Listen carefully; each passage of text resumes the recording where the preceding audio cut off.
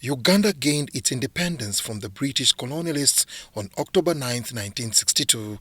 It was a milestone occasion for the nation. Fast forward to 2021, the country has made significant progress in self-determination and economic development. Now we are at the stage of takeoff. We must, all of us, work hard to ensure that we lift our households from subsistence to the money economy.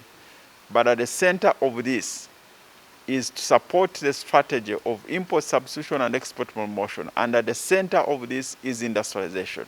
Reduction of the cost of doing business is cited among major factors that will spur industrialization. We want to reduce the cost of doing business in terms of making decisions quickly, because private sector needs decisions quickly, needs action.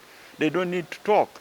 Reduce the cost of doing business by reducing corruption, so that people get these services without being bothered by these nonsensical bribes and all that.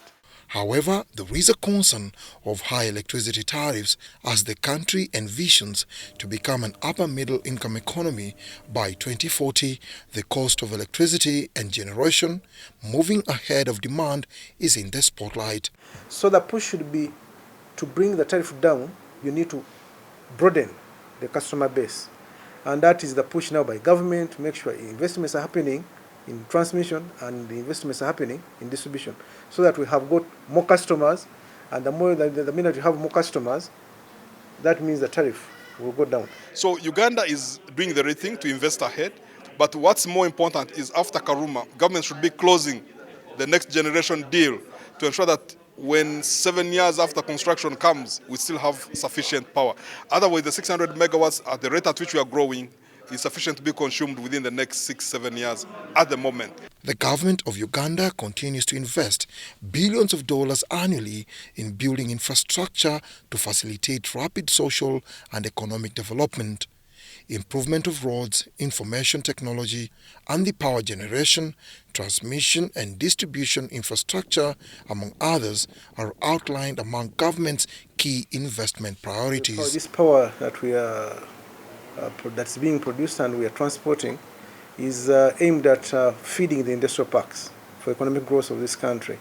Because as you are aware, the NRM government, one of the push is to make sure this country is industrialized, and to that end we extend the power to these industrial parks. With some regions still lagging behind socially and economically, government is urged to focus more on equitable growth.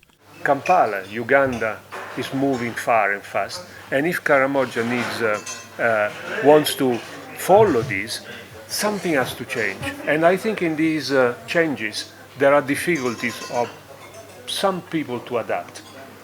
That is why we mention education. Uganda is among the African countries that are experiencing unprecedented sustainable growth. Some of the internal and external explanatory factors include peace and stability, improved governance, economic reforms, and a stronger donor support. Dennis Igor for UBC News.